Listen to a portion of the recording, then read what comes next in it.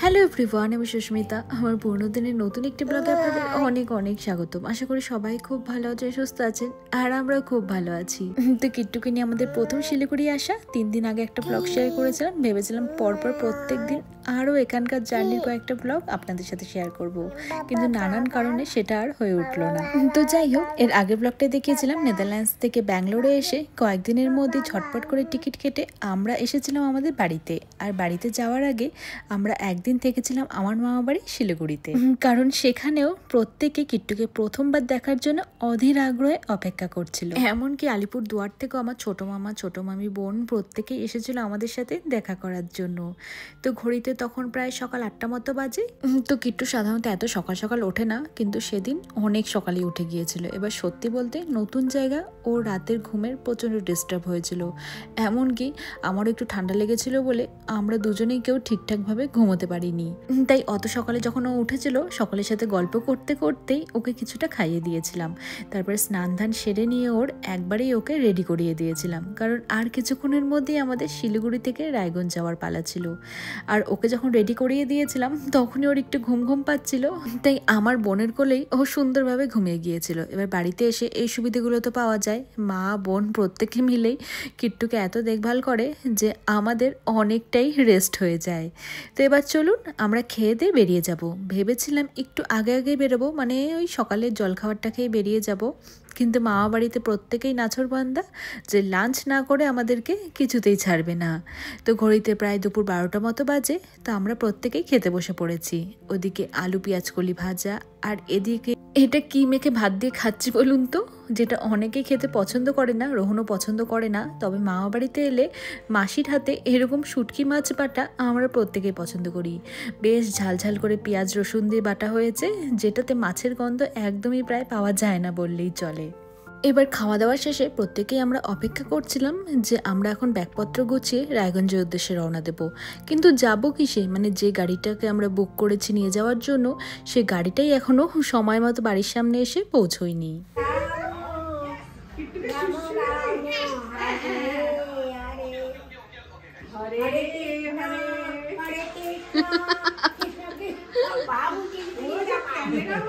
তো দেখুন, এখন কিট্টুকে খাওয়ানোর জন্য কিট্টুর বম্মা মানে আমার দিদা কিরকম নেচে নেচে ওকে এন্টারটেন করছে। তো ভেবেছিলাম যেহেতু আমরা আগেই বেরিয়ে যাওয়ার কথা ছিল, তো কিট্টুর খাবারটা টিফিন বক্সে নিয়ে নিয়েছিলাম, তো গাড়িতেই রাস্তার মধ্যে খাইয়ে দিতাম। কিন্তু এই যে দেখুন গাড়ি আসতে এত লেট করলো, তাই ভাবলাম সকলের সাথে গল্প করতে করতে কিট্টুকে না হয় খাবারটা এখনই খাইয়ে দিই। একটা কাজ তো এগিয়েই থাকলো। অবশ্য আমি ওকে খাওয়াইনি, আমার মাসি মানে কিট্টুর মানি দিদুন ওকে খাইয়ে দিয়েছে, আর ওর বম্মা ওকে নেচে নেচে ততক্ষণে এন্টারটেন করছিল। তো এবার চলুন, গাড়ি যখন চলেই এসেছে, প্রায় দুপুর 2টো নাগাদ গাড়ি এলো, তখন আর দেরি না করে ঝটপট ব্যাগপত্র নিয়ে আমরা নিচে চলে এসেছি। আরও একদিন থাকতে পারলে ভালো হতো, তবে উপায় নেই, এখন তো আমাদেরকে বাড়ি ফিরতেই হবে। আর সময় নষ্ট না করে এখন ব্যাগপত্র নিয়ে আমরা প্রত্যেকেই নিচে চলে এসেছি, এবং কিট্টুকে টাটা বাই বাই করার জন্য দেখুন মামা বাড়ির প্রত্যেকেই গেটের সামনে এসে হাজির হয়েছে। আর একদিন থাকতে পারলে ভালো হতো, কিন্তু উপায় নেই, আমাদেরকে যেতেই হবে। দুই জায়গাতে উঠবা, যেখানে ইচ্ছা, হ্যাঁ যেখানে ইচ্ছা। এই যে তোর ব্লগ, যেখানে বেশি ভালো খাবার দিবি ওই জন্য তো দুই জায়গাতেই উঠবা। এটা লাগের দিন, হ্যাঁ যাচ্ছি বলে সেজে গুজে আসলো। কোথায় যাচ্ছেন আমি? এই যে ঝুনু মাসি, বাবা সরেই গেল, বাবাকে আমাকে খাঁচায় বন্দি করছে। ওই আমি বসি, কিট্টুকে বাবা নিবে নাকি? এই যে মা নেবে, এই যে মা নেবে, মা নেবে, মা নেবে, এই যে দেখো তো ব্যাগটা মাকে দিয়ে দিতে।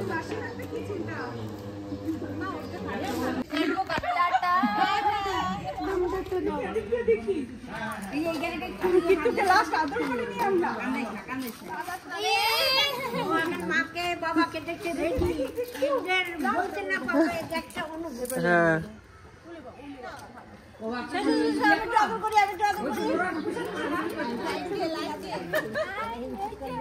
আমি হঠাৎ করে দুজন থেকে এতজন না, এতগুলা লোক আদর করেই যাচ্ছে, করেই যাচ্ছে, করেই যাচ্ছে। ভালো থাকো। হ্যাঁ, দেখা দিস না। টাটা। আমাকে দেখছিস। দেখ দেখ দেখ। এই আগের বারও কিন্তু ঝুন্টিপি এই নাইটিটাই পড়েছিল যাওয়ার সময়। এটা বিদায় নাইটি। আমার মনে আছে সেম নাইটিটা পড়েছিল। বিদায় নাইটি দেখ কি বলে। কি বলে দেখ।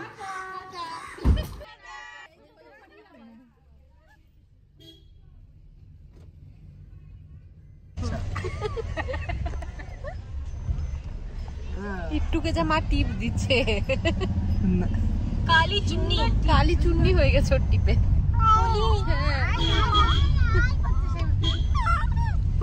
পিছনে খাঁচায় না একটু আটকাবো। তো অবশেষে শিলিগুড়ি থেকে রওনা দিলাম। এর আগের ব্লগে অনেকে কমেন্ট করেছিলেন যাদের শিলিগুড়িতে বাড়ি রয়েছে যে আমার মামা বাড়ি সত্যি সত্যি শিলিগুড়িতে কিনা বা শিলিগুড়ির কোথায় মামা বাড়ি। আর এটাও বলেছিলেন যে এরপরে শিলিগুড়িতে যখনই আসি না কেন অবশ্যই যেন কিট্টুর সাথে প্রত্যেকের দেখা করার একটা সুযোগ করে দিই। তো আমার মামা বাড়ি শিলিগুড়ি দেশবন্ধু পাড়ায়। এরপরে কবে আসবো ঠিক নেই, তো চেষ্টা করব পুজোতে যখন আবার বাড়ি যাব, মানে কালী পুজোয় হয়তো একদিন শিলিগুড়িতে থেকে তারপরে আমরা ফেরত যেতে পারি। তো এখনও কিছু প্ল্যান করিনি, যখন প্ল্যান করব অবশ্যই আপনাদেরকে জানাবো। তো চলুন এখন এই রাস্তার সাইডে চা বাগান, রাস্তাঘাট এইসব দেখতে দেখতে আমরা এগিয়ে চলি। ওই মোটামুটি 4-5 ঘন্টার মধ্যেই পৌঁছে যাব। রাস্তাঘাটটা এখন খুব ভালো হয়ে গিয়েছে, তাই আশা করছি সন্ধে নামার আগেই হয়তো পৌঁছে যাব। কিন্তু রাস্তায় 2-1 বার আমাদেরকে দাঁড়াতেও হয়েছিল। আর যেখানে রাস্তার সাইডে একটা ছোট্ট দোকানের এরকম ঝুড়ি ভাজা আর বদিয়া নাকি ভীষণ ফেমাস। আমি তো এই ব্যাপারটা জানতামও না, আর আগে এই দোকান থেকে ঝুড়ি ভাজা কিনে কখনো খাওয়ারও সুযোগ হয়নি। কিন্তু দোকানটা সত্যি এই ঝুড়ি ভাজা বানানোর জন্যই হয়তো ফেমাস। দোকানটা মিষ্টির দোকান, আরও অনেক সিঙ্গারা, কচুরি, চপ পাওয়া যাচ্ছিল, কিন্তু লোকেরা বিশেষ করে এই প্যাকেটে প্যাকেটে ঝুড়ি ভাজাগুলোই বেশি কিনছিল।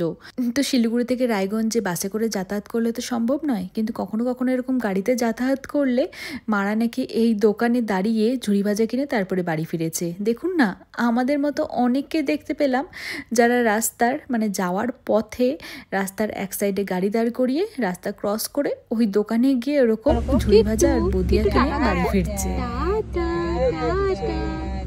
কোথায় যাচ্ছ? ঘুরতে?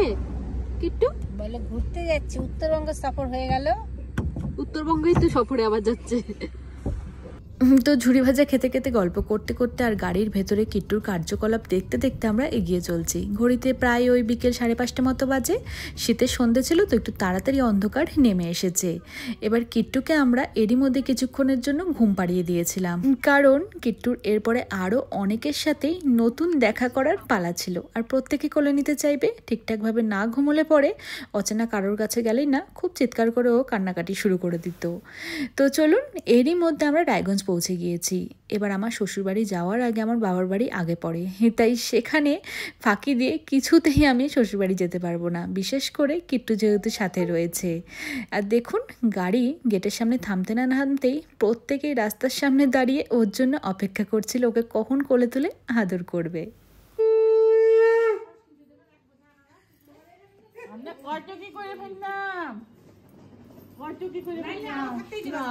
চলো চলো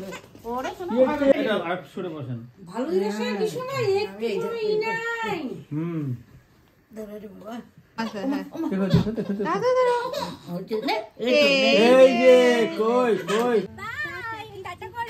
মন খারাপ হয়ে গেছে। দরজাটা বন্ধ করতে দাও না, সারাদিন টাটা টাটা টাটা। তো আমার বাবার বাড়িতে খুব বেশি নয়, মাত্র আধ ঘন্টা সময় কাটিয়ে এখন আমরা 3 জনে চললাম কিট্টুর বাড়ি, কিট্টুর দাদু ঠাম্মির সাথে দেখা করতে। আর এটারই একটা 2 মিনিটের ছোট্ট পোস্ট দিয়ে আপনাদেরকে জানিয়েছিলাম যে আমরা বাড়িতে এসেছি। আজকে চলুন বড় ভিডিওটাও শেয়ার করি।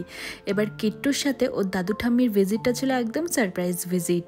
এবার আমাদের নেদারল্যান্ডস থেকে ব্যাঙ্গালোরে কবে জিনিসপত্র আসবে সেটা নিয়ে অনেক কনফিউশন ছিল। একবারে ভেবেছিলাম জিনিসপত্র এলে পরেই আমরা বাড়িতে আসব, কিন্তু দেখলাম সেটা যখন অনেক দেরি হচ্ছে, তাই 1 সপ্তাহের মধ্যেই টিকিট কেটে আমরা বাড়িতে আসার ডিসিশন নিই।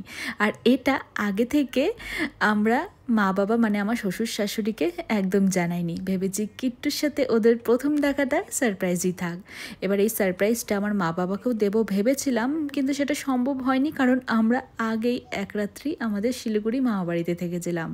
জানতাম খবরটা কোনো না কোনোভাবে লিক হবে, তাই আমার মা বাবাকে আগেই জানিয়ে দিয়েছিলাম এবং বলেছিলাম একদিন আগেই তোমরা শিলিগুড়ি চলে এসো, তাহলে কিট্টুর সাথে একটু বেশি সময় কাটাতে পারবে। এবার কি হয়, বাবার বাড়ি শ্বশুর বাড়ি কাছাকাছি হলে অল্প দিনের জন্য বাড়িতে এসে দু জায়গায় আমরা সময় কাটাতে পারি, কিন্তু প্রত্যেকটা বাড়িতে আফসোস থেকে যায় যে আমরা বেশি বেশি করে কোনো জায়গায় সময় কাটাতে পারি না। তাই কিট্টুকে নিয়ে এসে বাবার বাড়িতে প্রথমবার যেহেতু থাকা হলো না, তাই মা বাবাকে ডেকে নিয়েছিলাম ওর সাথে বেশি বেশি করে সময় কাটানোর জন্য।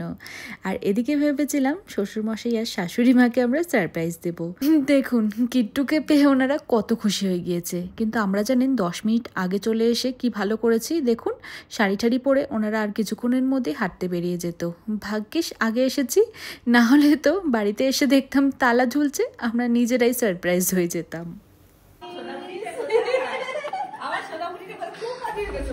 আমি কি করবো মা, কাজী হয়ে গেছে, আমি কি করবো, বলবোটা দিয়ে আমি আমার কিচ্ছু করতে পারছি না।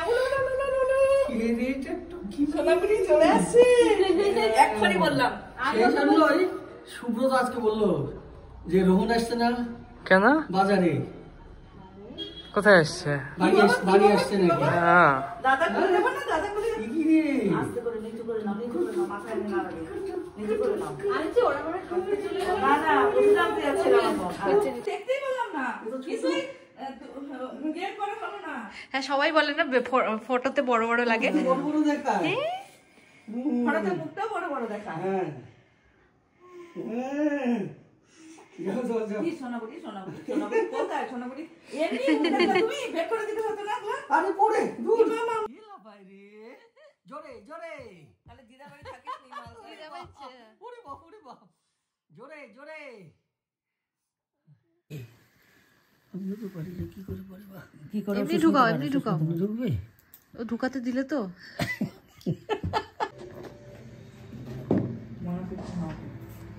খাও না তুমি। একটু তুমি ভাত খাচ্ছ?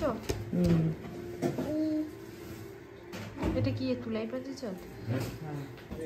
সুলাই তো ওটা, চুরি করছে হাতে চুরি। সুলাই তো।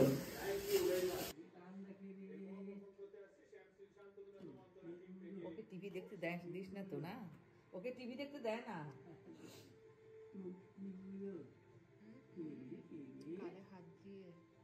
কিট্টু হাই, কি হচ্ছে? আঙুল কি হচ্ছে? কি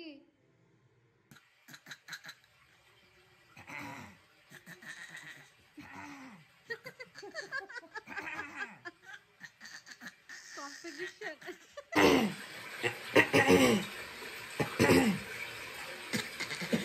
ভালো পারে।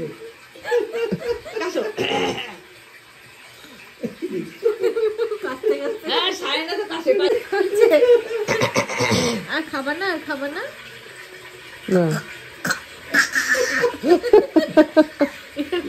কিন্তু অন্যদিন ঘুমিয়ে যায়, আজকে ঘুমের লেট মাত্র।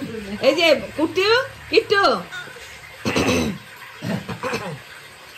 খুব কাশি পেয়েছে আমার। তো চলুন ব্লগটা এখানেই শেষ করছি। সবাই খুব ভালো থাকবেন, সুস্থ থাকবেন, আবার দেখা হবে নতুন একটি ব্লগে। ততক্ষণের জন্য বাই বাই। কিট্টু সবাইকে টাটা বলে দাও,